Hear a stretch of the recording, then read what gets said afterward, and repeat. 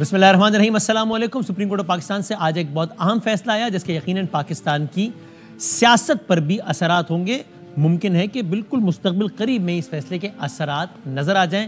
ایک بحث کو جنم دیا ہے اس فیصلے نے، اس پر ہم بات کریں گے جو مختلف سوالات اس فیصلے کے نتیجے میں جنم لے رہے ہیں۔ کوئی کہتا ہے جناب اتنی کیا جلدی تھی یہ فیصلہ سنانے میں، تھوڑا دنوں بعد سنا دیتے تو پھر یہ نہ ہوتا، کیا پتہ اس فیصلے کو استعمال کرتے ہوئے گورنمنٹ کا فائدہ ہو جائے۔ تو سامنے سے کہا تھا کہ بھائی صاحب جلدی 2 سال سے التوا میں پڑا ہوا تھا، کہاں 2022 کہاں 2024، فیصلہ تب کا آ گیا تھا، نظر ثانی ابھی ہو رہی ہے، تو جلدی کون سی، اب اور کتنی دیر کر دی، اور بہت ساری بات ہے۔ دوسرا بھی جب آپ سے بات کر رہے ہیں، پاکستان تحریک انصاف نے کل ڈی چوک پہ 4 اکتوبر کو احتجاج کا اعلان کیا ہوا ہے۔ خان صاحب نے علی امین گنڈا پور صاحب کو کہا ہے کہ آپ نے ضرور پہنچنا ہے، اور پریس کانفرنسز ہو چکی ہیں اعلیٰ سطح کی کہ یہ نہ کیا جائے۔ ابھی اسلام آباد میں انٹرنیشنل ایکٹیویٹیز چل رہی ہیں، شنگھائی تعاون تنظیم کا اجلاس ہونا ہے، مملکت کے سربراہان نے آنا ہے، ملیشیا کے سربراہ آئے ہوئے ہیں۔ ابھی بھی خبریں آ رہی ہیں کہ پی ٹی آئی کو کمیونیکیٹ کیا جا رہا ہے کہ آپ کے لیے نہ کریں۔ وہ بات کہاں تک پہنچی کہ جلسہ ہوگا نہیں ہوگا، ہوا تو کیا ہوگا، نہیں ہوا تو کیا ہوگا، اس پر ہم بات کریں گے پروگرام کے دوسرے حصے میں۔ سب سے پہلے آپ یہ دیکھ لیجئے، یہ کیس تھا آرٹیکل 63A کا۔ اس کا بیک گراؤنڈ ہم آپ کی خدمت میں کل پورا عرض کر چکے ہیں۔ آئین پاکستان کی ایک شق ہے کہ جس کے تحت اگر کوئی ممبر فلور کراس کرتا ہے، اپنی پارٹی کی پالیسی کے برخلاف ووٹ دیتا ہے، تو وہ ممبر اپنی نشست سے ہاتھ دھو بیٹھتا ہے۔ لیکن سپریم کورٹ آف پاکستان نے یہ فیصلہ دیا آج سے تقریباً 2 سال پہلے کہ نہیں صاحب، وہ اپنی نشست سے تو ہاتھ دھو بیٹھے گا، اس کا ووٹ بھی کاؤنٹ نہیں ہوگا۔ جب اس وقت یہ فیصلہ آیا، اس فیصلے کا فوری طور پر ایک سیاسی اثر ہوا، جس طرح آج ایک فیصلہ آیا ہے، اور عجب نہیں کہ اس فیصلے کا فوری طور پر ایک سیاسی اثر ہو جائے۔ اس وقت ایک فیصلہ آیا تھا جس کا ایک سیاسی اثر ہو گیا تھا۔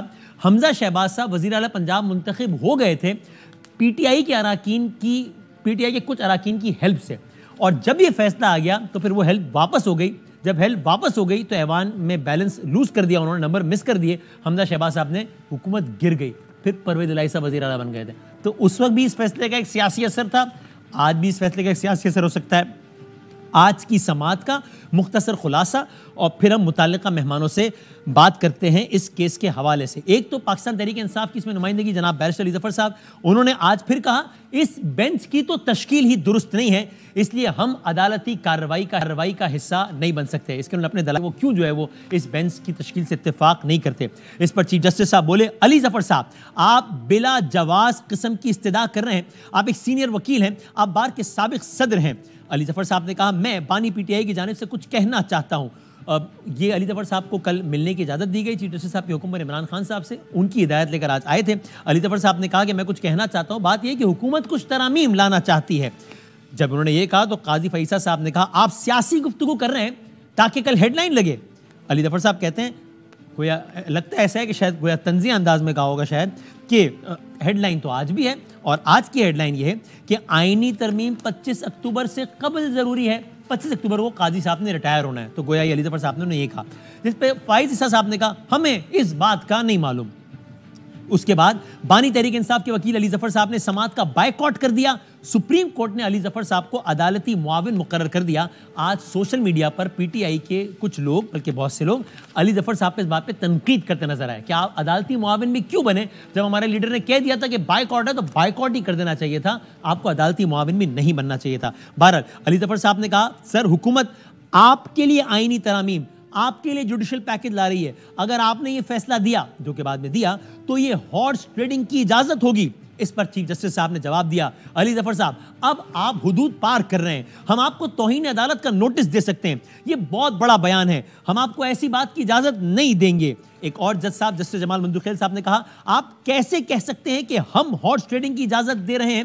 چیف جسٹس صاحب نے یہ کہا، اور اس کا پس منظر یہ ابھی جب آپ کو اگلا بیان بتا رہے ہیں وہ یہی کہ فیصلہ یہ آیا تھا کہ اگر کسی شخص نے ووٹ دیا تو ووٹ کاؤنٹ نہیں ہوگا، لیکن سزا کے طور پہ سیٹ چلی بھی جائے گی۔ چیف جسٹس صاحب نے کہا ایک بندہ صرف سوچتا رہے کہ میں فلاں فلاں کو قتل کر دوں گا مگر کرے نہ تو کیا سزا ہوگی؟ کیا میں سرخ اشارہ محض توڑنے کا سوچوں تو کیا میرا چالان ہوگا؟ جسٹس جمال صاحب نے کہا ووٹ کرنے کا حق تو رکن پارلیمنٹ کا ہے، یہ حق سیاسی جماعت کا کیسے ہو سکتا ہے؟ علی ظفر صاحب نے کہا ارکان اسمبلی کو ووٹ دینے یا نہ دینے کی ہدایت پارلیمانی پارٹی دیتی ہے، ہدایت پر عمل نہ کرنے پر پارٹی سربراہ نااہلی کا ریفرنس بھیج سکتا ہے۔ تو چیف جسٹس صاحب نے کہا اس حساب سے تو پارٹی کے خلاف ووٹ دینا خود کو شملہ ہو جائے گا، کوئی ووٹ نہیں دے گا پارٹی کے خلاف، ووٹ بھی شمار نہیں ہوگا، نشست بھی چلی جائے گی۔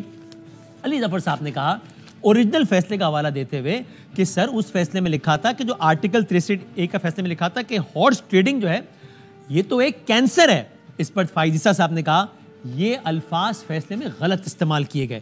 جج صرف یہ طے کر سکتا ہے کہ کوئی چیز آئینی اور قانونی ہے یا نہیں، یہ کوئی میڈیکل آفیسر نہیں ہے جج کہ وہ بتائے کہ کینسر کیا ہے اور کینسر کیا نہیں ہے۔ جسٹس نعیم صاحب نے کہا پی ٹی آئی نے اپنے دور میں ووٹ نہ گنے جانے کے حوالے سے قانون سازی کیوں نہ کی، یعنی اگر پی ٹی آئی کو لگتا ہے کہ یہ اتنا برا قانون ہے تو اپنے دور میں اس قانون کو آئین کو بدل دیا ہوتا۔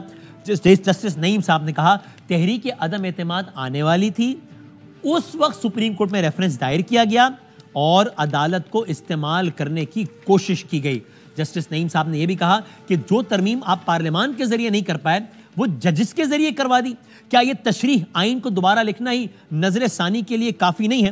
اور بالآخر یہ فیصلہ آج آ گیا اور اب یہ ساری کی ساری صورتحال ہمارے سامنے